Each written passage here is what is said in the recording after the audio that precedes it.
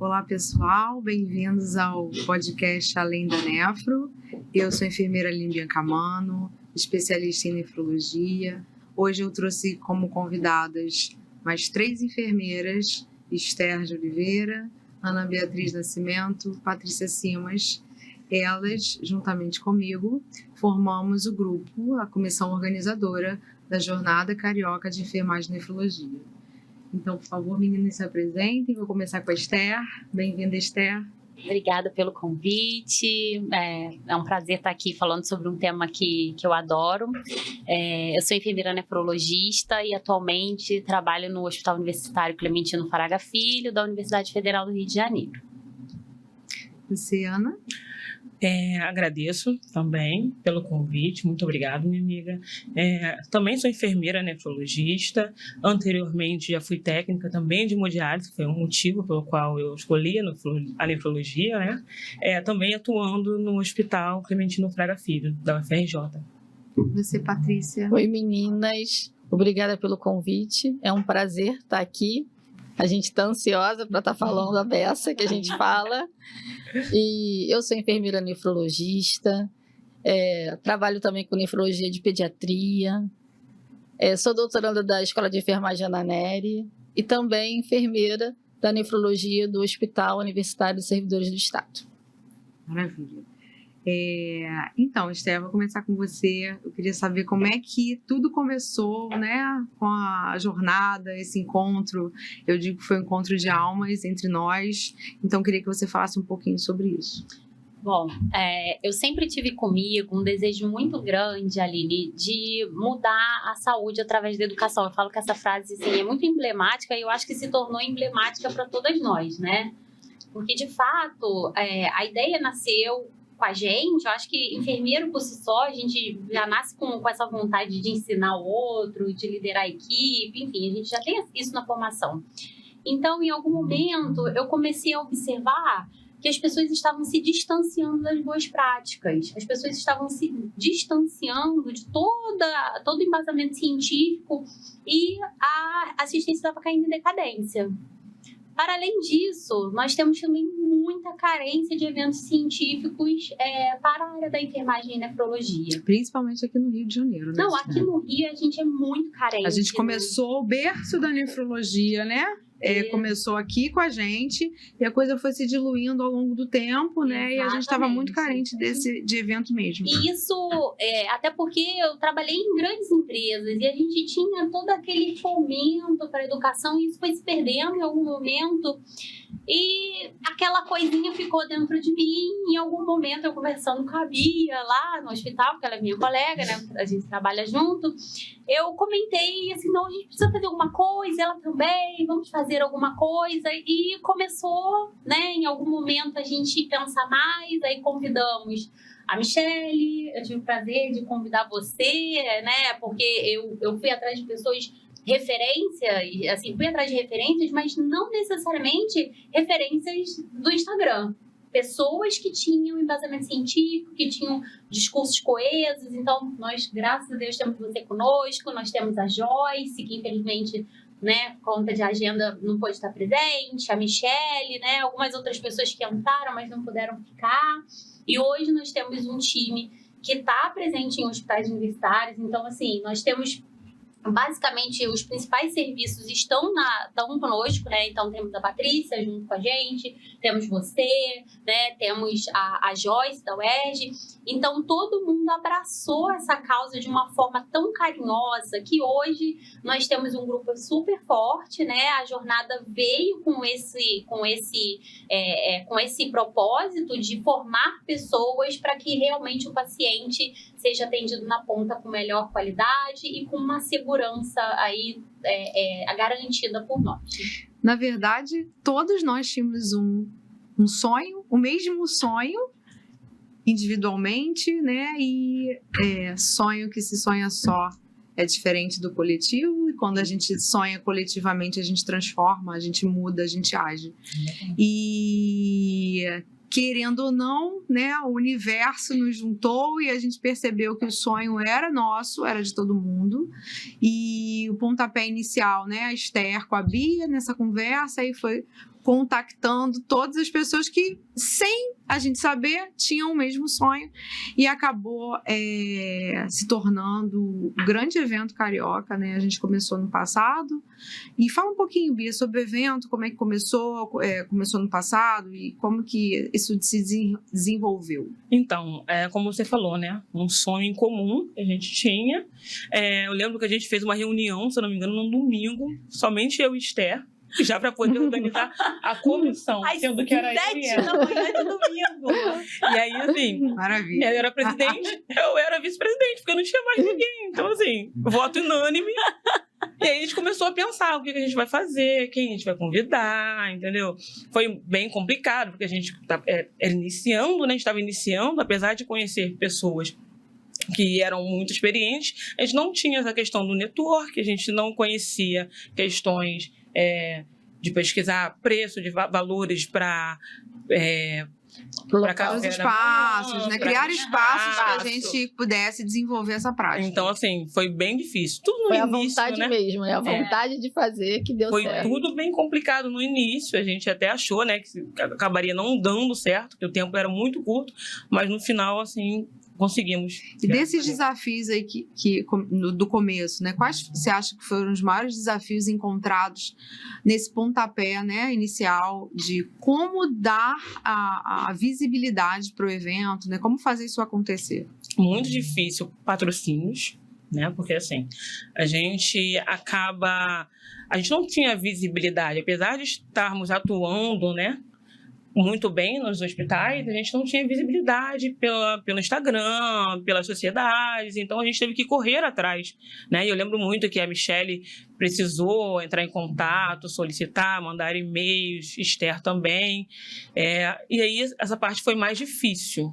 pra gente. Infelizmente não rolou, né? É importante dizer que nós fizemos a jornada exclusivamente com os recursos coletados com o valor das inscrições e tivemos alguns incentivos, né, de empreendedores enfermeiros, como foi a Aline, que fez uma parte de financiamento, a Michele, enfim, uma outra empresa que também participou, sim, mas dentro das possibilidades, porque assim, a gente sabe que a maioria dos eventos acontecem com apoio de grandes, sim, indústrias, né? Sim. Infelizmente, a gente, até por conta, e aí também não vou falar, assim, não é uma crítica à indústria, é uma crítica mesmo construtiva pra gente, como jornada, falar um pouquinho que a gente está em crescimento, que isso aqui tudo é uma coisa bastante embrionária para onde a gente quer chegar. Isso, sem dúvida, eu acho que cabe falar que a gente fez tudo que podia ser feito,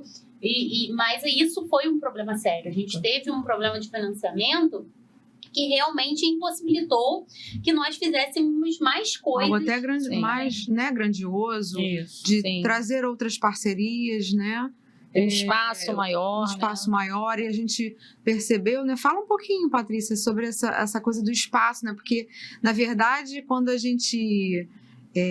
no dia, né? Eu lembro que no dia estava todo mundo muito ansioso e começou a chegar muita gente, e a gente já tinha percebido isso pelas inscrições, e aí, quando a gente viu, as inscrições se esgotaram e mais gente queria entrar, né? Então, assim, fala um pouquinho sobre esse episódio, Patrícia. Olha, meu início na jornada, que eu falo que realmente é uma jornada, assim, de vida, né? Eu acredito que todo mundo que está aqui tem a nefrologia como uma jornada de vida. Não é uma questão de trabalho, do lugar que você está, é uma questão mesmo de ideologia de vida, a nefrologia pra gente. Então, quando eu recebi o convite da Joyce, a comissão já estava formada, ela me convidou para ser palestrante, eu fiquei na hora encantada. Eu falei, graças a Deus, a gente está se movimentando para essa nefrologia carioca aparecer e a gente poder falar e a gente poder ouvir as pessoas. Eu acho que isso aí foi um pontapé que vocês deram, né? Sensacional. Nós estávamos, assim, amortecidos aqui, parados, cada um na sua luta, né, no seu espaço de trabalho, tentando dar o seu melhor, né, claro, mas, assim, de forma individual. E quando vocês se uniram, né, e foram trazendo outras pessoas com a mesma ideologia, eu acho que isso mudou. E aí, quando eu cheguei onde foi o nosso evento, que foi assim, que eu vi aquela sala cheia, eu falei, que emoção, como as pessoas estavam carentes de ouvir, né, e de poder falar das experiências e da gente poder trocar. E assim, eu fiquei muito lisonjeada de estar ali, sabe? Porque de tantos congressos que eu já participei, de simpósios, e buscando, né? Porque assim, a gente que estava aqui no Rio Sem Evento, a gente buscava em outros lugares. Então a gente estava sempre indo nos lugares, né? E você pertencer àquele lugar e estar com esse evento que foi de sucesso, com conhecimento científico, assim, gritante, sabe? Dentro de uma universidade, eu acho que foi também um diferencial da gente estar ali. Sem dúvida. Né? Porque todas as palestras foram muito bem elaboradas e muito bem recebidas, porque além da gente poder falar do nosso cotidiano de trabalho, a gente estudou muito para poder estar ali. Então, a gente trouxe um conhecimento científico atualizado para as pessoas. E eu acho que isso que fez a diferença, isso que está fazendo as pessoas quererem mais também, né? É verdade. Eu acho que, assim, houve uma participação em massa mesmo, enquanto enfermagem, porque, exatamente, a gente tinha uma escassez, né, de produção científica. Se trabalhava muito, mas tinha uma escassez de produção científica e, assim, um entusiasmo de querer fazer algo, mas que a gente, por conta do tempo, por conta de vários empregos, por conta de demandas que cada um tem a sua, a gente ia, como você falou, né, e não produzia nada aqui, né? E aí eu queria perguntar um pouquinho para a Esther, assim, como é que a gente teve esse início da jornada, porque, como eu disse, né, o berço da nefrologia veio aqui através de uma grande figura, né, que foi a Severina, e eu queria que você falasse sobre a Severina, né, e como tudo deu início na nossa jornada. Bom, eu sou muito suspeita, porque... Todos somos suspeitos para falar da Severina. Quem não ama a Severina? Eu fui acadêmica bolsista na CDR alguns anos atrás. Não vamos falar de nada. Poucos anos. Há poucos anos atrás eu fui acadêmica bolsista e tive a oportunidade de, né, na época da CDR, de conhecer a Severina como aquela figura maravilhosa que ela é. Depois de formada, fui treinada por ela, quem eu acho que, assim, da nossa geração, não foi pós-graduanda dela, né? Não foi, todos nós. Né? A maioria que... Pelo menos um curso de atualização, exatamente, né? Então, ela sempre teve presente na vida da gente. Sim. Não é só a figura que criou a Sobem, Sim. Não é só essa figura que estava ali. Não, ela deu aula para todo mundo. E ela foi essa pessoa querida, essa pessoa altruísta, se doou para todo mundo a vida inteira. Uma referência não só para a enfermagem, como para a parte médica, né? A equipe de enfermagem, a rede de apoio, familiares, os pacientes mais antigos, eles tinham a Severina como referência não só de grandes empresas para os pacientes, grandes empresas multinacionais, enfim. Então, a Severina sempre foi uma referência da nefrologia. Ela sempre foi para todos, né? Sim, eu acho que não tem nenhuma de nós aqui que não tenha essa admiração. E como foi bom, né, para a gente poder pensar em ter um prêmio, né?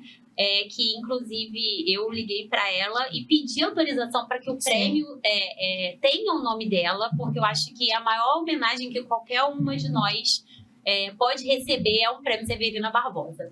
E aí, foi um prazer entregar, né, o primeiro prêmio para ela, né, e mostrar para ela todo o carinho que nós temos com tudo que ela entregou para a nefrologia, que não só do Rio de Janeiro, mas do Brasil inteiro. Ela tem o dedo dela ali em muitos lugares. Então, assim, tê-la conosco naquele momento, toda a emoção, né, todo aquele envolvimento que ela teve com todos nós, eu acho que nós consagramos com o prêmio e vamos continuar consagrando todos os anos, entregando o prêmio Severina Barbosa para enfermeiros que fazem a diferença.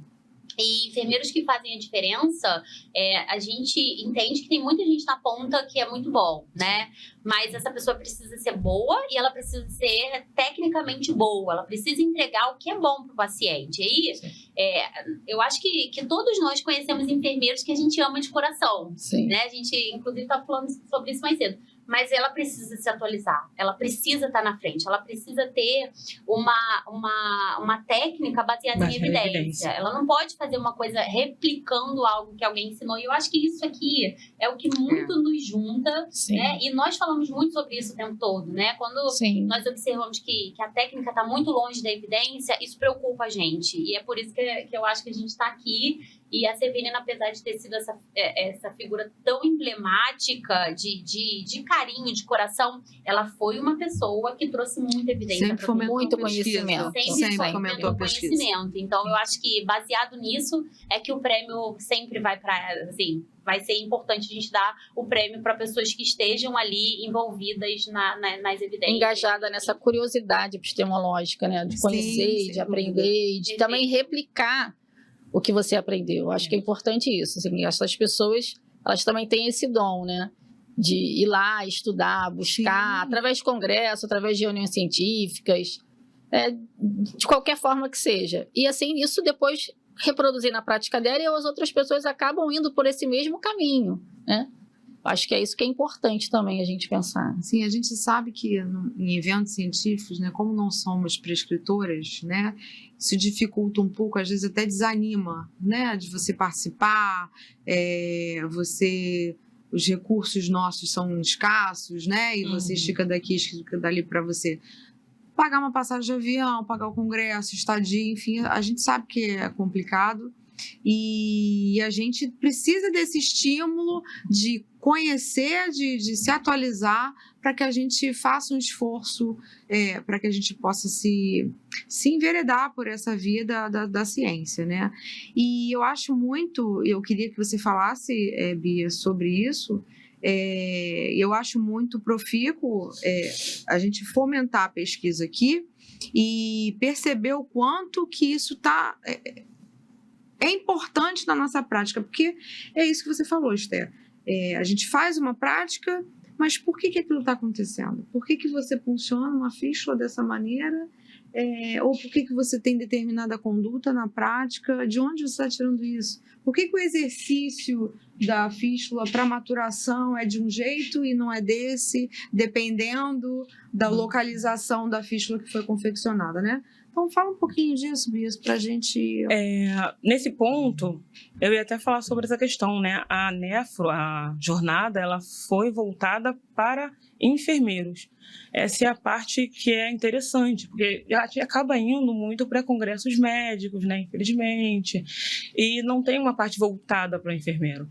A prática, as teorias que temos hoje, elas foram praticadas, né? Exato. Porém, além da prática, elas foram registradas e houve o processo de enfermagem. E isso que dá autonomia para a gente como profissional, entende? O que a nossa jornada pretende é sempre incentivar aquele enfermeiro, aquele técnico, a seguir pela linha das pesquisas, entendeu? Eu acho que na verdade, é isso, né? A gente tentar despertar no enfermeiro o interesse para que ele cada vez mais possa ter o raciocínio clínico, né? E no momento que ele estiver prestando assistência no paciente. E somente isso vai trazer autonomia, entendeu? E o respeito pelas outras categorias. É a famosa frase, né? O conhecimento, ele te liberta. Nossa, ele te liberta. Você tá muito freiriana hoje. Eu te falei que você tá Paulo Freire puro. Paulo fraseando. É uma verdade. verdade. Mas o conhecimento, ele te liberta porque ele te liberta para ter esta autonomia da sua decisão. E quando você tem conhecimento... essa liberdade de você poder, independente de qual for o profissional que você estiver conversando, médico, nutricionista, psicólogo, serviço social, se a sua fala ela tem um embasamento científico e você tem propriedade do que você está falando, não só pela sua prática, mas pelas evidências que você já estudou e você está ali usando essas evidências na sua prática, isso te liberta para tomar uma decisão que não tem contestação, né? Não tem contestação. E vem o respeito né? para isso. Eu acho que, assim, eu amo a equipe multidisciplinar e a enfermagem, nem nefrologia, ela está o tempo inteiro com a equipe multidisciplinar. Não tem como dissociar. Não tem como, né? Os nossos pacientes, eles já vêm, né? De uma certa forma, aqueles que podem ser atendidos, né, de forma ambulatorial, no estágio 4 e 5 da doença renal crônica, né, que são os últimos estágios, eles já são atendidos pela essa equipe multiprofissional, que é o que é considerado padrão ouro. Então, assim, a gente precisa trocar ali, né, desde do ambulatório, né, na doença conservadora, no estágio da doença conservadora, essa troca com a equipe multiprofissional. Mas, assim, as suas decisões, né, e a nossa opinião, ela vai valer se a gente tiver embasamento científico. Se a gente não tiver, ela fica frágil, e frágil quebra.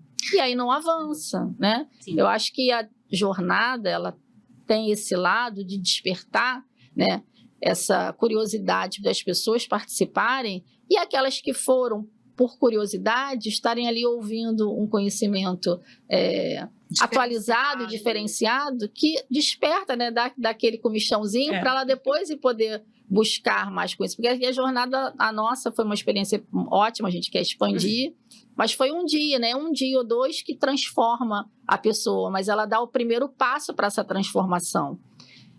Eu acho que, eu penso, né, que isso vai ser mais, assim, desafiador para a gente já pensa em outras coisas, né, será que vai ter inscrição de trabalho científico, vai ser mais de um dia, vai ter curso pré-congresso, pré-simpósio, então, assim, tudo isso são elementos que vão dar mais robustez também para o nosso evento. Eu penso que o pontapé foi dado, né, a cada ano, a gente tem a tendência de superar. No passado, a gente começou, né, com um dia, aquela jornada, convidando vários pares, né, para esse espaço. Esse ano estou dando spoiler, a gente já começou com alguns mini-meets, né, que foi um sucesso. A Esther falando um pouquinho sobre o paciente renal e a pele, que é o maior órgão que a gente tem, né, e isso que... pele, rim, o que isso tem a ver, né? Pois é. Fala, e não tem Esther, como dissociar. Não tem como dissociar. Foi sensacional, Esther. E foi incrível. Foi incrível. Quando eu decidi fazer, porque eu tava assim, eu preciso arrumar uma sala pra me coçar, gente. E eu falei, o que eu vou fazer? eu gosto de cuidar com a pele. E aí comecei a estudar sobre o tema e tive a oportunidade de ser trainee lá no Fundão, né? Que a gente conversou muito sobre isso. E como eu foquei na nefro, porque é o meu setor, eu comecei a falar assim, cara, quanta coisa de pele o paciente renal crônico tem, né? O prurido urêmico, aquela lesão por adesivo, e assim, como isso fez diferença pra mim. Eu falei, não, eu preciso abordar esse tema. Aí já pensei em fazer milhões de coisas, né, sobre isso, e foi importante eu poder falar um pouquinho, né? Sim. De dizer como é que você toma banho, sabe? Como é que o paciente renal crônico toma banho? Não, é que tem total ligação, né? É um curativo. Sim. Que ele não sabe o que fazer com aquele curativo. Quando ele tem alta do hospital, como é que eu trato disso, né? Como é que eu cuido disso? A fístula que a gente coloca uma fita. Eu lembro quando eu entrei, né? Eu vim de CTI, né? Então, quando eu entrei, que eu vi uma fita crepe no braço do paciente, eu disse, gente, não é isso mesmo? E assim, alguns pacientes desenvolvem total alergia àquela fita. E às vezes desenvolvem alergia à fita microflorose, que é antialérgica. Então, assim, quando você vê, eu já vi vários, né? Nós vivemos na nossa prática várias vezes, que fazem também alergia ao curativo transparente, que é impermeável. Eu já vi, assim, da saída de toda a pele. Nós tivemos um paciente desse no final. Como é que pode a gente, num momento desse, e aí quando a gente fala isso, né, pro para o profissional que está ali, nossa, tem tudo a ver a pele com o rim, né? Com o paciente A renal. doença renal crônica tá assim, bem ligada. E quando a gente olha para falar de prurido urêmico, a gente está falando de qualidade de diálise, qualidade do acesso, HDF. Então, a gente tem uma série de coisas aí que a gente pode trazer para a enfermagem dermatológica, né? E muitas vezes a gente acaba sendo dialisador, né? Tem gente que não gosta de... Mas essa é a verdade, até porque o enfermeiro com 35 pacientes, gente, em 5 salas diferentes, desculpa, você não vai conseguir ver o seu paciente.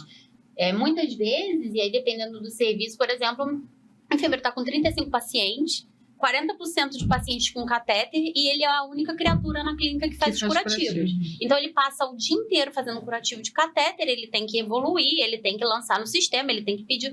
Assim, desculpa, não tem como você ver a pele do paciente. A pele Fora as reuniões que tem que participar. Pois então, assim, é utopia achar que o enfermeiro vai dar conta de olhar alguma coisa, né? Infelizmente, essa é a realidade, eu acho que da maioria de nós.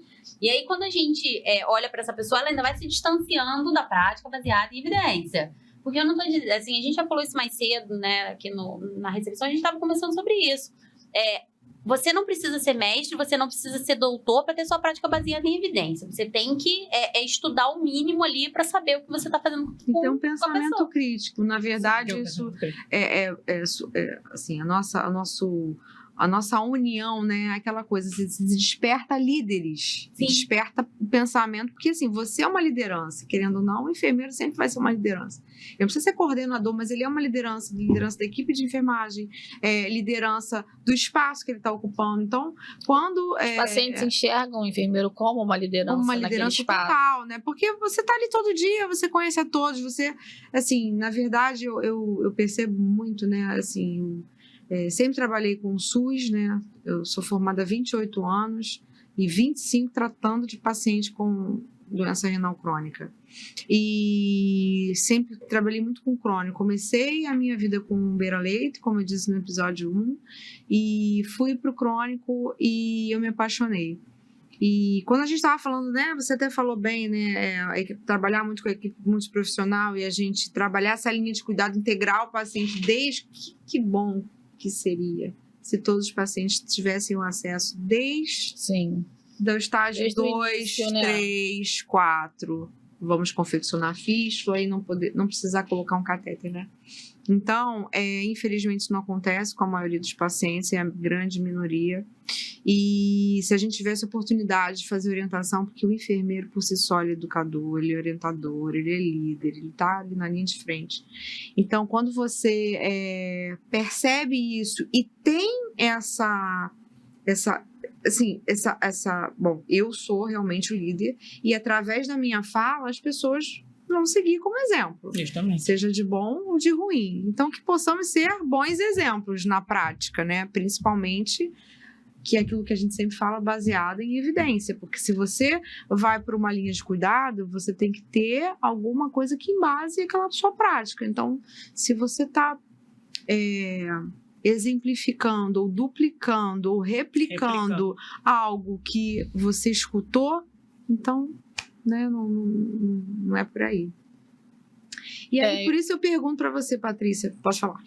Não, eu ia falar assim, apesar, né, da Esther ter relatado de como que o enfermeiro também é sobrecarregado nesse cuidado com o paciente renal, eu penso que, assim, esse meeting, ele foi tão importante, assim, para mim, enquanto profissional, enquanto estudante também, que ainda sou, porque ele faz a gente despertar para esse pensamento crítico, tá?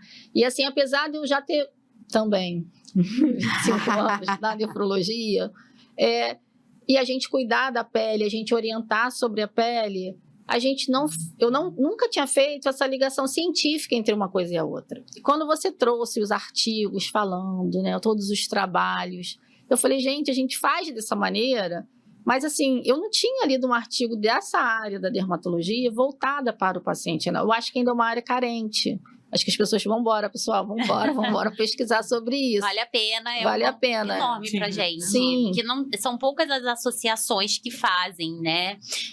Esse cuidado voltado para a pele do paciente renal crônico. Porque a gente pensa a parte dermatológica para 1 milhão de coisas, ainda mais hoje voltado muito para estética também, né? Ou para os pacientes diabéticos, né? Que têm as úlceras e tal.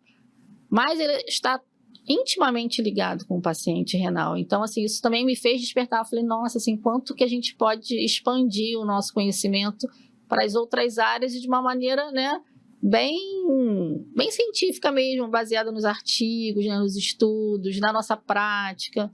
Assim, para mim foi muito, muito interessante. Eu fiquei muito encantada. Você que tem, como eu, né, igual o Fábio Júnior fala, 20 e poucos anos, que a gente, naquela época, paciente que tinha prurido se passava antihistamínico, né? Isso aí. Não mudou muito.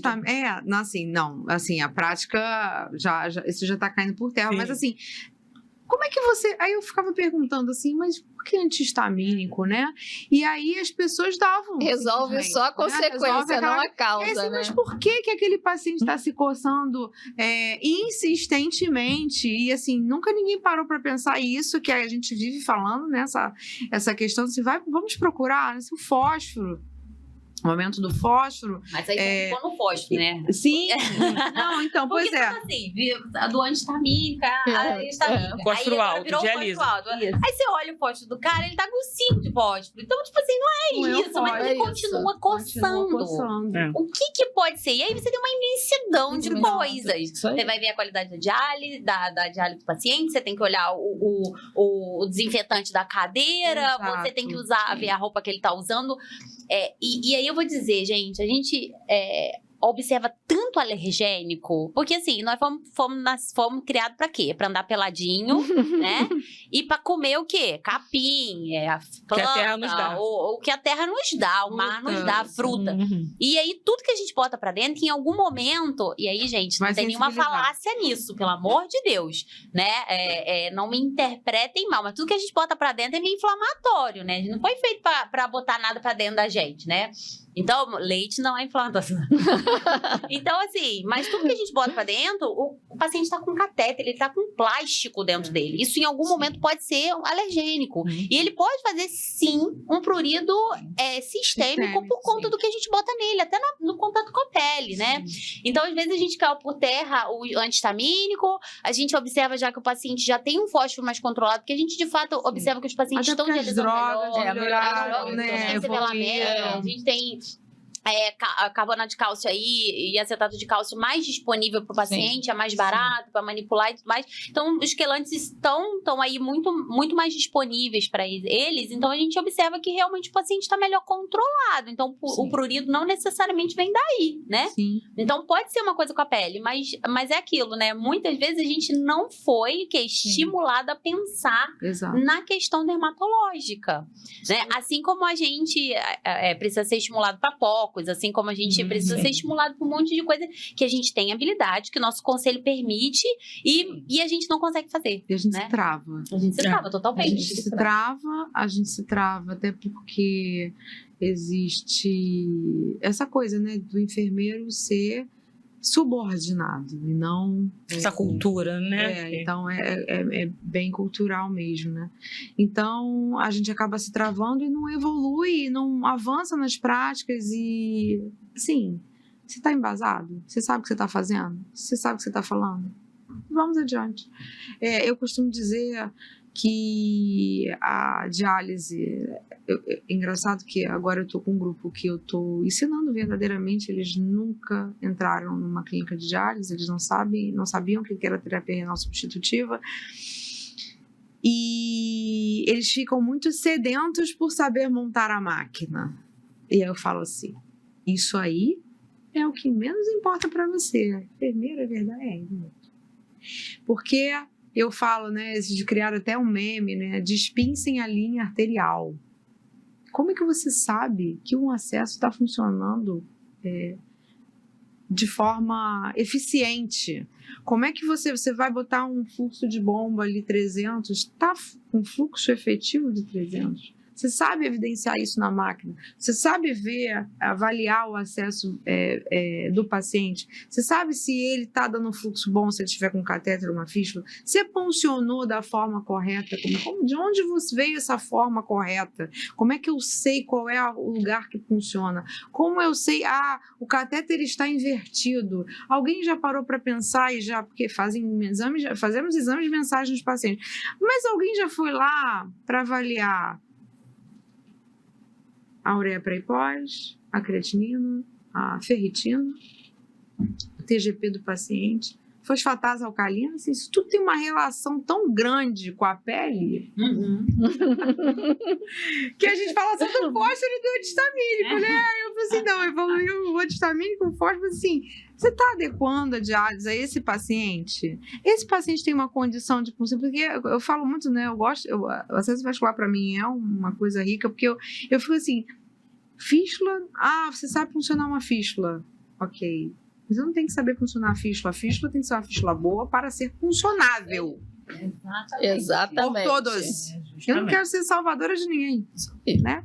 Então, e não é para mim, é para o paciente. Ele tem que ter uma fístula boa para ele fazer uma boa diálise, para ele ficar com qualidade, vivendo com qualidade, né? Fístula que só uma pessoa funciona não é porque ela é maravilhosa. Fístula. Ela também é maravilhosa. Ela também tem uma excelente técnica. Mas se uma ou duas pessoas só funcionam, tem alguma coisa errada. Tem alguma coisa errada. E eu acho que... E aí eu queria perguntar para você, Patrícia, que tem essa expertise de acesso também. E que o doutorado... Fala um pouquinho do seu doutorado, porque eu acho que o doutorado está ligado, né, com o acesso vascular, não está? Sim. O meu doutorado está... Dando um spoilerzinho, não posso falar muito, que ainda não comecei a coletar dados. Mas ele vai avaliar como esse enfermeiro desenvolve o aprendizado dele na avaliação dessa fístula com o uso do ultrassom beira-leito. E o que é mais importante que vocês falaram como que monta a máquina. As pessoas, de uma forma geral, os enfermeiros, eles querem aprender a mexer no ultrassom, né? Mas, assim, primeira coisa que a gente precisa entender é do exame físico. Da anatomia daquele braço, daquela perna onde a fístula está confeccionada. E se ele realmente sabe fazer o exame físico. Porque a gente estava falando das nossas frases, né, que a gente vai falar aqui. E Florence, essa frase, ela tem me tocado muito depois do doutorado. Porque ela fala que, assim, a gente tem que ensinar a observar. E como observar, e o que observar. O POCUS, né, o ultrassom beira-leito, ele te mostra várias coisas. Mas se você não souber o que você está vendo... Você pode ter a maior tecnologia na sua mão, mas se você souber identificar... Não adianta. E eu acho que, assim, eu penso, né, na verdade, tenho repensado e refletido muito sobre isso. Sobre os processos. As pessoas, hoje em dia, elas estão muito formatadas para os processos. Então, eu tenho os protocolos, os POPs, e eu me baseio naquilo. Nós não podemos nos esquecer que a gente tem um paciente. E eu tenho um pensamento crítico e um raciocínio clínico e um julgamento clínico para aquilo baseado no meu conhecimento científico, né, nas evidências.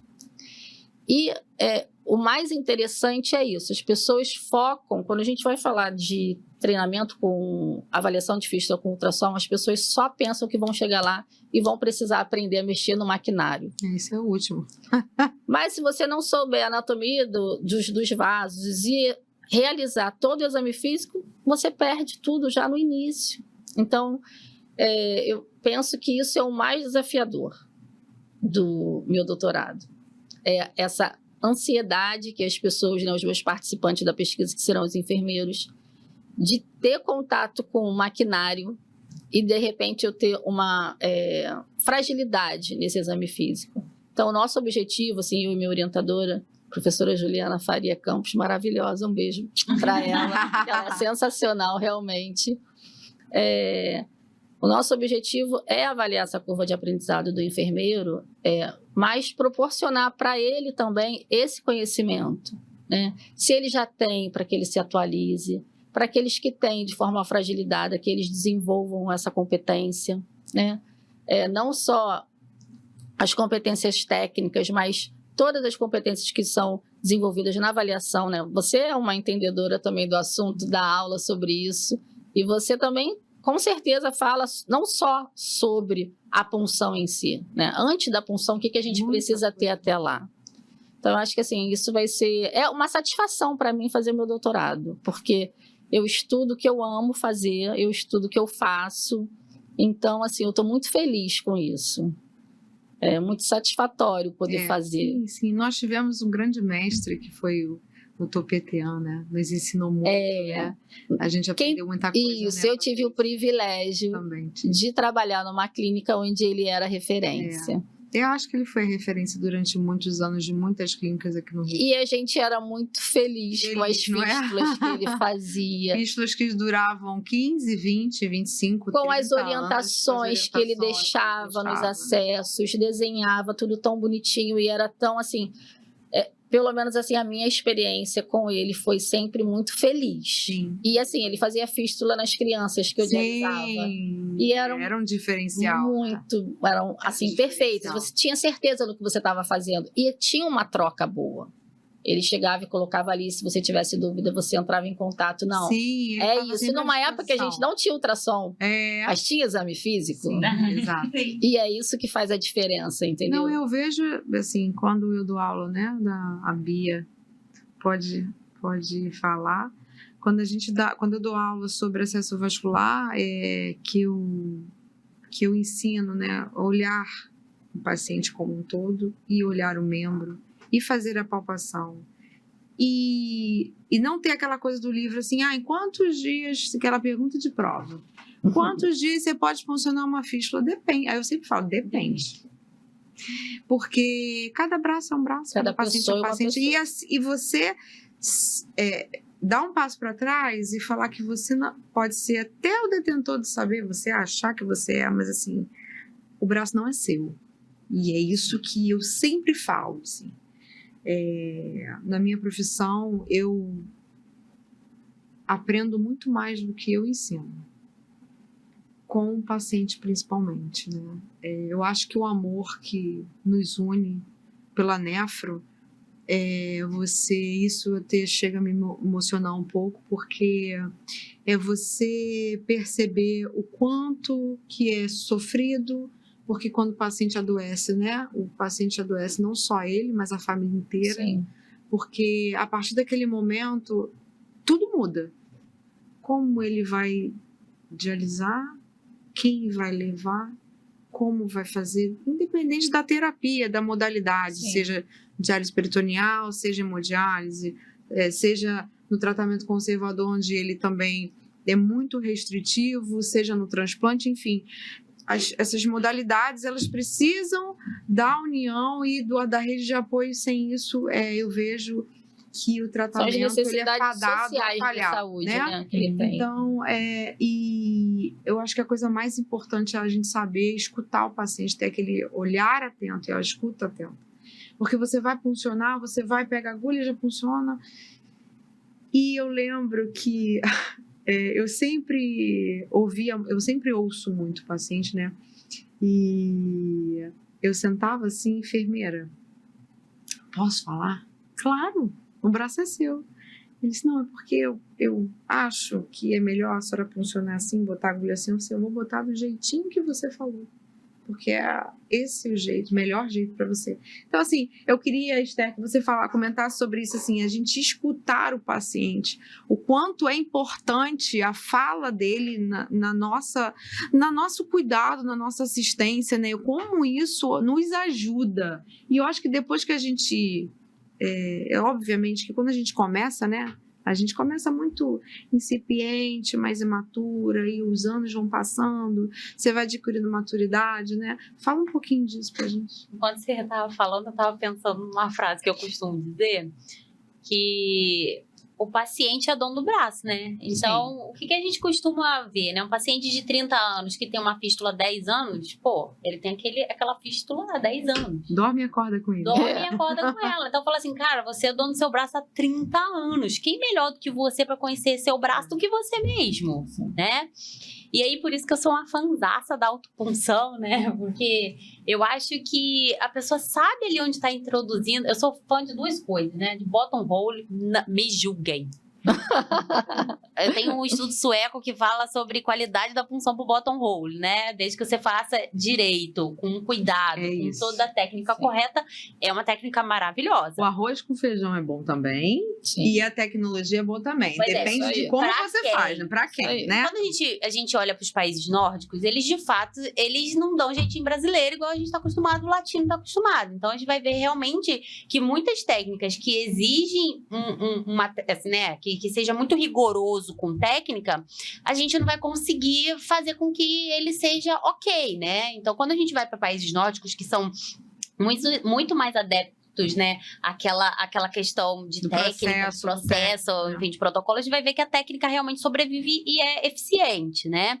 Então, eu sou muito a favor da técnica de bottom com a autopunção, gente. É incrível pro paciente, porque o paciente conhece o braço dele melhor do que qualquer um. O que faz diferença, né, que eu acho que é importante frisar, é que o paciente precisa ser educado. Ele precisa receber informação, porque para ele a percepção de, por exemplo, quando a gente fala da percepção de dor, né, eu sempre brinco, eu tenho mão pesada. Por quê? Porque eu sou a mensageira da desgraça, porque eu sempre faço o quê? Um buraco novo. Assim. Então, o paciente vai realmente ter uma percepção de dor maior do que quando a gente compara aquela punção por área. Então, se eu não educar desde o início pro meu paciente, explicando para ele que há uma necessidade importante de fazer o rodízio do local de punção, ele vai dizer que aquele lugar é melhor, porque a gente acerta mais, porque ele tem uma percepção de dor diferente. Então, eu levo muito em conta o que o paciente fala, porque ele é dono daquele braço há 30, 40, 50 anos. Então, ele realmente tem um conhecimento muito grande dele mesmo. Claro. Aquele paciente fala assim, eu não aguento perder mais de 2 litros, né? Então, assim, a gente fala, não, beleza, ele sabe que ele não aguenta, ele sabe como é que ele sai de lá. Mas o que a gente está fazendo para que ele não chegue até lá? Então, eu acho que essa questão dessa sensibilidade, e eu tenho uma super sensibilidade, assim, a Bia trabalha comigo, e, enfim, que vocês que estão aí que já trabalharam também, né? Não vão deixar eu mentir, que eu sou extremamente empática com o paciente. Eu pego no colo o paciente, literalmente. Eu tenho uma paciente de 30 quilos que eu pego no colo, né? Paciente que passa mal, a gente pega no colo e leva mesmo. Então, eu de fato faço isso, mas eu acho que isso precisa estar muito, muito associado à educação do paciente. Acho que eles precisam ser muito bem educados. E aí a gente para olhar que o paciente, quando a gente pega na linha do cuidado, o paciente em TRC estágio 4 e 5 não dialítico, seria extremamente importante que tivesse um ambulatório de enfermagem para esse paciente. Porque ele, desde o início, já seria sensibilizado, por exemplo, a usar uma agulha, por exemplo, de um calibre maior. Para quê? Para ele poder ter um melhor acesso para ter um maior fluxo de sangue. Então, eu acho que a gente precisa ser muito mais empático, e hoje eu vejo que a enfermagem está muito distante dessa empatia. Às vezes acha que pegar, ser bonzinho, legalzinho com o paciente não funciona. Então eu acho que a gente precisa dar uma calibrada aí, que precisa ter esse sentimento pelo paciente, esse amor pela profissão, entendendo que a profissão é uma profissão, né? A gente faz com amor tudo, mas a gente está ali trabalhando, né? Eu acho que é importante a gente entender que, além disso, além de todo o amor que a gente coloca no que a gente faz, a gente precisa também dar educação para o paciente para que ele tome as melhores decisões. Eu acho que isso é o mais importante. Sim, com certeza. Acho que é a decisão compartilhada, né? Mas para a gente ter essa decisão compartilhada, a gente precisa que ele tenha esse letramento sobre a sua própria doença. Sim. Eu acho que o letramento em saúde ele é necessário desde o tratamento conservador no ambulatório. Estamos carentes, né, desses ambulatórios que sejam ativos e que os pacientes tenham acesso a esse tipo de educação do letramento. Porque aí realmente, como você falou, já desde o 2º estágio, 3º estágio, de estar ali conversando, acho que é isso. O letramento também não se dá numa conversa só, né? Ele precisa ser igual uma escola, você precisa estar ali fazendo educação em saúde, que a gente está acostumado a fazer, faz parte da nossa prática, porque a gente faz educação em saúde todo o tempo, enfermeiro, todo o tempo a gente está fazendo educação em saúde, para que essa decisão seja compartilhada, né? Eu acho que é muito importante também a gente preservar né, a opinião do paciente, mas se ele tem o letramento, ele vai te ouvir. Se ele tem vínculo com você, ele vai te ouvir. Nesse primeiro momento, aconteceu comigo já diversas vezes, até depois de muito tempo já na nefrologia, quando eu comecei no hospital que eu trabalho atualmente. Olha, eu não quero que aquela enfermeira me funcione. Ok. A gente precisa respeitar que ele não tem confiança em você, porque o braço dele é a vida dele. Sim. Exato. Eu jamais vou me ofender porque um paciente não quer que eu funcione ele, porque ele não me conhece. Eu preciso respeitar ele enquanto paciente. Com o tempo, a gente vai criando vínculo e vai entendendo que você está ali de forma profissional e que você tem competência para fazer isso. Esse é o bom da questão. E eu não posso ficar fragilizada porque ele não me quer. Né? Eu tenho que entender que essa decisão é dele e a gente precisa respeitar. E conforme você vai tendo vínculo, você passa a ter essa decisão compartilhada com ele. Olha, a gente entende que dói menos. Eu vou fazer um furo novo, ok? Vamos subir um pouco? Vamos aos poucos? Vamos fazer um furo novo só na arterial ou só na venosa? E aí a gente vai negociando com ele, né? Essas funções, né? Todas as decisões, negociando com ele as questões do peso, negociando com ele uma diálise extra, negociando com ele ir na nutricionista, negociando com ele conversar com a psicóloga, que muitas vezes não querem conversar com a psicóloga, e às vezes as questões do peso são muito relacionadas a alguma questão dele familiar, né? Ou de trabalho. Então, acho que assim, o importante é a gente manter esse vínculo, criar esse vínculo com o paciente, para que eles possam ter confiança na gente, a gente possa realmente compartilhar essas decisões sobre as funções.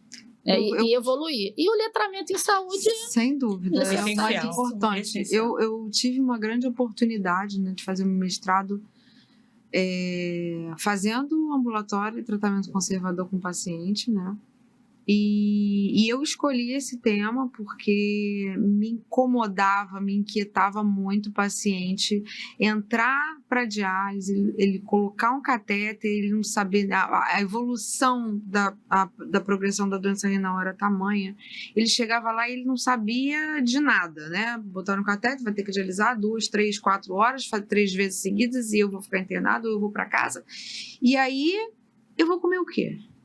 Eu vou beber o quê? Quanto que eu tenho que beber? Ninguém me explicou nada. Então, assim, e aí eu fiz a utilização da teleenfermagem com o paciente. Isso, para mim, foi uma coisa fantástica. E isso, o recurso, né, televisual, ele já é muito antigo, né? Mas ficou muito mais empoderado quando a gente teve a Covid, a pandemia, e a gente tinha que atender, né? Então, hoje a coisa está muito mais difundida, mas esse recurso é bem antigo, né?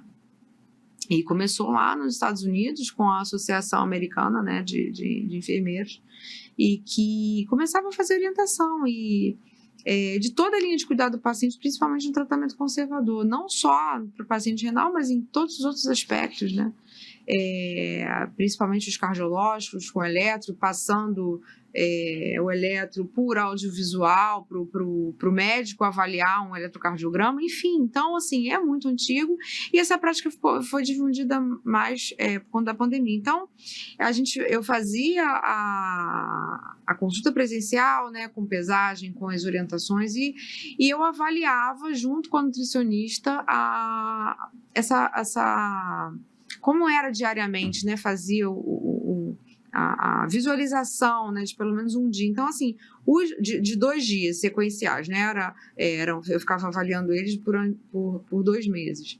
Então, a gente via a diferença do paciente que era orientado e que não era orientado quando ele chegava para entrar na terapia renal. Primeiro que quando ele está acompanhando no tratamento conservador e que você fala para ele que ele tem que confeccionar a fístula, ele some. Né? Aí ele volta botando catéter para dialisar naquele dia, né? mesmo. Então, quando ele é orientado, né, e ele percebe que negar a doença, não tem como negar a doença. A doença está ali. Ela vai progredir ou regredir ou estacionar de acordo com a sua orientação. E se você seguir, ok, é difícil? Ninguém disse que era fácil. Mas se você seguir, a coisa tende a melhorar, né? Então, assim, a gente está chegando ao fim, mas eu queria perguntar para a Bia, né? O que, na verdade, para vocês todos, mas o que você acha, Bia? Qual vai ser o futuro da enfermagem nefrológica? Olha, eu acredito bem entusiasmada. O futuro da enfermagem nefrológica vai ser brilhante, enquanto nós, como enfermeiros, continuarmos incentivando a busca por conhecimento baseado em evidência. Como a gente estava conversando, nós somos referência do paciente, nós somos a ponte que liga a equipe interdisciplinar. Nós somos educadores e, consequentemente, como educadores, estimulamos o letramento do paciente. Então, é um futuro fantástico se todos continuarmos nesse mesmo objetivo, nesse mesmo propósito. Sim, você, Patrícia, o que você acha? Qual o conselho que você daria para os enfermeiros que estão iniciando? Nós todos somos aqui preceptores, né? Pegamos residentes, né? Pegamos enfermeiros que estão iniciando, né? Fizeram a residência, fizeram a especialização, estão iniciando na nefrologia. Qual o conselho que você daria para os enfermeiros que estão começando essa prática? O principal conselho que eu dou é: não percam a sua sensibilidade. Porque quando você vê um paciente que não te move, não te comove, para você dar a ele o melhor atendimento, acho que aí chegou a hora de parar. Eu já estou há 25 anos e até hoje eu me comovo. E eu acho que isso que me move para estudar mais, para eu poder dar um melhor atendimento para eles. E também eu penso que hoje as tecnologias, elas estão gritando e nos pedindo para usá-las. Elas estão à disposição, né, na maioria dos lugares. Até nos nossos próprios celulares, a gente consegue ali tirar dúvidas, né? Em tempo real. Em tempo recorde, né? Mas não vamos nos esquecer do nosso arroz com feijão, que você falou. Eu sempre costumo, no arroz com feijão bem feito, ele você te leva longe, mais não é? de 50% do seu caminho andado. Exatamente. Não vamos nos prender só aos processos e protocolos. Vamos ter pensamento crítico sobre as nossas ações. Acho que é isso. Você, Esther, eu queria que você dissesse uma mensagem assim, para os enfermeiros em relação à questão do paciente, esse olhar crítico do paciente, se tem alguma estratégia que eles podem desenvolver, se a gente pudesse dar um conselho, né? Qual a estratégia que eles podem desenvolver nesse início, para que, se a gente soubesse, né? Se eu soubesse disso, eu não teria ido por esse caminho, teria ido por esse. Eu acho que a palavra de ordem é empatia. Eu acho que, assim, enfim, a gente faz uma junção disso falando sobre empatia. Eu acho que vai muito além de se colocar no lugar do outro, né? Porque, assim, como é que você quer ser tratado? Cada um quer ser tratado de uma forma individual. Mas qual é o respeito que você está entregando para as pessoas? E hoje eu vejo que isso está se distanciando tanto, sabe? Às vezes dá aquela dorzinha quando você tem uma sala cheia de pacientes e as pessoas tratam isso como um problema. O turno tá cheio. Você queria o quê? Que o paciente não estivesse aqui? E aí, como é que ia ser isso, né? Então, eu acho que as pessoas estão se distanciando muito desse cuidado mais empático, de mais caridoso, para colocar o paciente como centro de um problema, sabe? Então, eu acho que ser mais empático com o paciente, estudar mais, querer mais. Eu fiz um concurso, né? Não tem muito tempo que eu fiz esse concurso, e eu falei assim, eu me sentia um pouco privilegiada demais, porque eu não estudei para passar na prova. Gente, isso é com muita humildade que eu tô falando isso. Mas, e é verdade. Mas eu parei para pensar que eu estudei a vida toda. Porque se a minha prática foi pautada na evidência a vida toda, e a minha prova foi para enfermeiro nefrologista, não tinha como dar errado. Não tinha como dar errado, né? Então, a gente ficava assim, né? Porque eu também passei, e aí as pessoas assim, Aline, pelo amor de Deus, porque eu fui primeiro, né?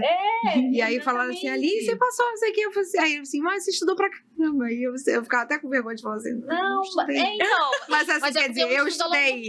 Eu estudei há 25 anos, né? Eu tô estudando há 25 anos, a gente tá estudando. Lembra que não é pra generalista, tá? Por isso que a humildade isso. não é pra generalista, mas é porque a gente estudou a vida toda. Isso, e a gente faz isso todo dia, a gente lê todo dia. E aí, um plus, né, pra quem tá chegando agora, enfim, quem tá começando a trabalhar agora, a gente tem uma portaria de direito do paciente. Então, a gente tem algum documento que balize as nossas ações. E aí vai ao encontro de falar que o paciente precisa ser educado. Hoje é um direito dele. Ele tem uma portaria que garante uma série de direitos e que nos gera uma série de deveres.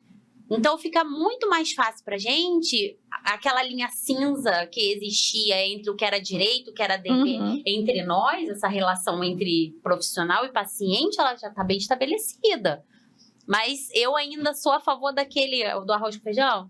Trata como a enfermeira era antigamente, por amor, por carinho, por cuidado com o outro, né? Eu acho que é o que eu posso dar de dica e sugestão, é isso, né? Estudar, educar e colocar muito que você faz, eu acho que é a fórmula perfeita para você ser um bom enfermeiro nefrologista. E sensibilizar, né? Como a gente trabalha em hospital, a gente já trabalhou muitos anos em clínica, mas como a gente trabalha em hospital e a gente tem essa questão da linha do cuidado, né? Pacientes que estão em tratamento conservador e tal, e alguns profissionais até brincam assim, se a Aline for falar, ela está se negando, ela vai vir dialisar. E assim, graças a Deus, eu pego alguns pacientes que, assim, são orientados no tratamento conservador quando chega a hora, assim, a Aline, a paciente se recusou a dialisar. Aí eu falei assim, vou lá falar com ela. Assim, a Aline, ela não quer, mas ela tem um querer, óbvio. Sim. Eu não vou forçar ninguém a fazer nada. Mas ela precisa ser sensibilizada. Se não foi até agora, ela vai ser. E aí, porque eu já vou rindo, né? Porque quando fala assim, a Aline é um problema. Porque a Aline, se for falar, ela vem de mão dada e voa. Porque é isso, eu dou a mão. E foi nessa semana, finalzinho de semana, sexta-feira. Tinha uma paciente que tinha se negado a vir dialisar, ia ser a primeira punção, ela tinha fístula, ia ser a primeira diálise. E assim, olha, ela se negou. Eu falei, não tem problema não, eu vou lá. Aí eu fui lá. Cheguei lá. Oi, eu sou a enfermeira, nefrologista, vim aqui conversar com você. Não adianta vir conversar comigo que eu vou dialisar. Eu falei, mas eu nem falei, me escuta. E tá bom. E aí eu comecei a falar, falei, olha, ninguém disse que seria fácil, alguém falou isso pra você, porque se falou, tá mentindo. Fala pra mim quem foi que eu vou correr atrás. E aí eu comecei a conversar com ela e o único desejo que ela tinha era de dialisar. Ela queria sair daquilo, porque ela estava cansada, ela estava anêmica, ela precisava de fato dialisar porque ela estava urêmica e ninguém vai dizer que ela tem que fazer a terapia dela se não precisasse. E a palavra que eu disse para ela, você não está sozinha. Então assim, dá a mão. Eu tô com você e você não tá sozinha. Isso, na hora, quando eu falei isso pra ela, ela começou a chorar. Assim, ela, tudo que eu precisava ouvir, vamos dialisar. E eu fiquei tão feliz com aquilo, sabe? Porque é tão bom quando a gente... Porque às vezes a gente não faz conexão, que é aquilo que você tá falando, né, Patrícia? Você tem que ter um envolvimento. Eu nunca tinha visto ela. Você tem que ter um envolvimento, você tem que criar um vínculo, você tem que ter conexão. E é isso. Se ela falasse assim, eu não quero dialisar, poxa, infeliz. Já tive recusas. Sim. E deu voltar no dia seguinte, e deu voltar no outro dia. E aí, sim, ele se sensibilizou, deu pedir apoio para a família, né? Quem é a pessoa mais próxima que pode tentar destituir dessa ideia, vamos, né? E você não consegue sempre. E você tem que entender que você também não consegue sempre, né? Sim. Mas quando você consegue, é tão bom, porque você, naquele momento, você cria aquele vínculo, aquele laço, aquela conexão, aquela referência, dele saber que ele pode contar contigo, porque daí não é fácil. Eu costumo dizer para eles, né, que é um atropelamento. é aquilo tudo, né? Você não adoece sozinho, você adoece a família. Às vezes, casais se dissolvem por conta da doença. Eles deixam uma parte da Né? vida ali, né? Ainda mais quando são jovens, né? Sim. Então, entrando na Começa adolescência. muito cedo. E toda aquela fase muito mágica, né? Adolescência, jovialidade, você entra na fase adulta e tem todas as questões de sexuais, né? Autoimagem. De autoimagem. Então, não fácil. Mas, né, ouvindo o que nós três falamos aqui, com empatia, com carinho, com amor, a gente chega longe. Vocês querem falar mais alguma coisa? Não, mas como você falou, você não consegue sempre, mas você vai tentar sempre. A gente sempre vai tentar, né? Nem sempre a gente vai conseguir, mas a gente está aqui para continuar tentando. É isso. E não esquecendo, baseado em científico. Bases científicas. Por favor. E cabe a nós, eu vou voltar à minha frase inicial, que precisamos transformar a saúde através da educação. Precisamos educar, porque com certeza isso lá na frente vai ter um resultado, né? A gente vai daqui a pouco estar formando enfermeiros e mais enfermeiros que vão formar outros enfermeiros e com qualidade, né? Então, eu acho que esse é o nosso propósito aqui, né? Eu acho que nós lançamos, eu e Bia ali, né, colocamos a pedra, né, a pedra inicial. Capturamos a nata.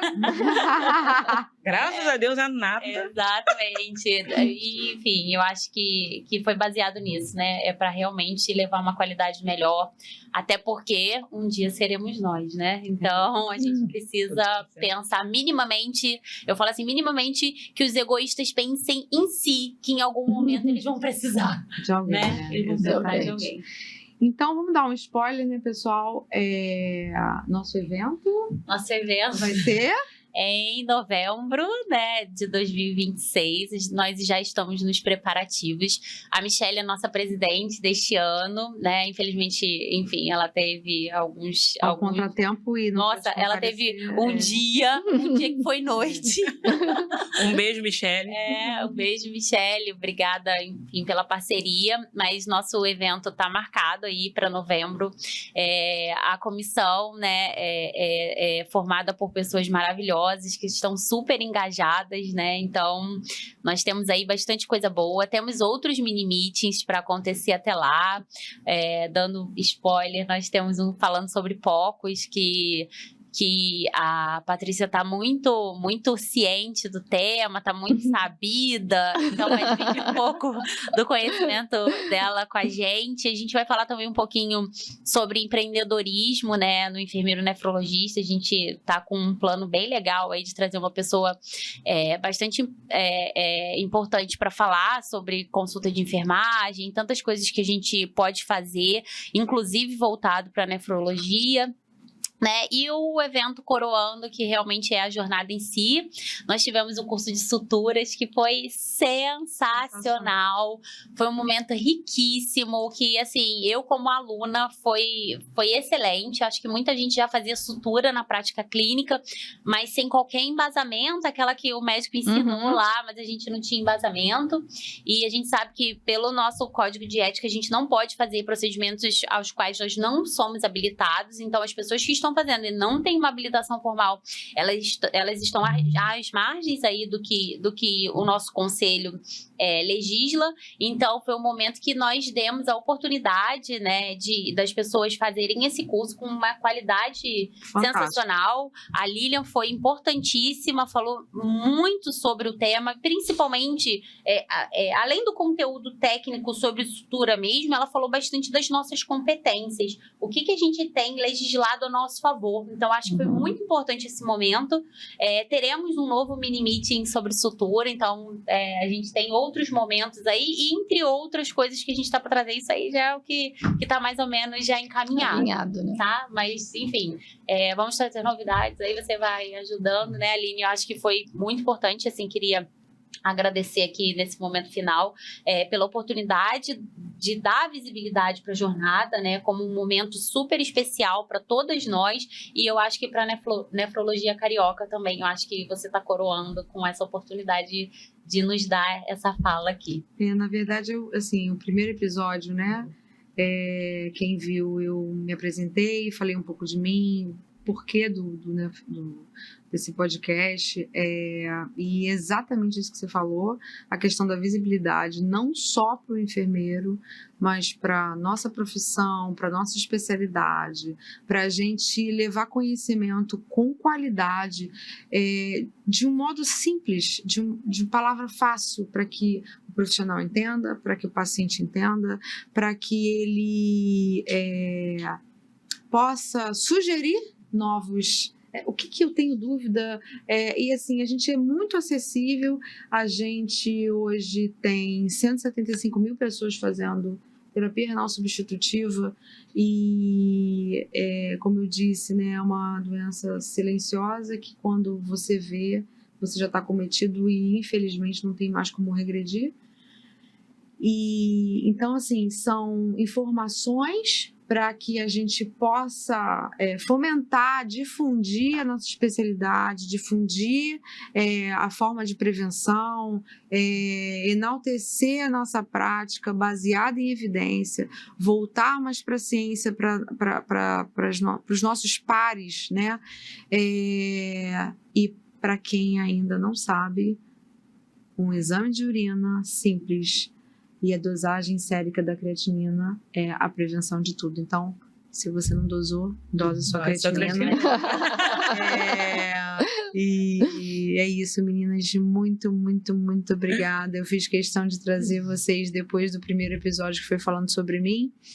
Trazer vocês aqui porque é muito bom a gente difundir a nossa prática e a jornada foi uma conquista feliz que a gente teve. E eu conto muito com a ajuda de vocês. Obrigada, Patrícia, obrigada, Bia, obrigada, Esther, e obrigada às meninas da comissão organizadora que não puderam comparecer, Michele, Samantha, Cris, a Joyce, e que formam esse time muito bom que a gente formou. E estamos aí. Muito obrigada, pessoal. Obrigada.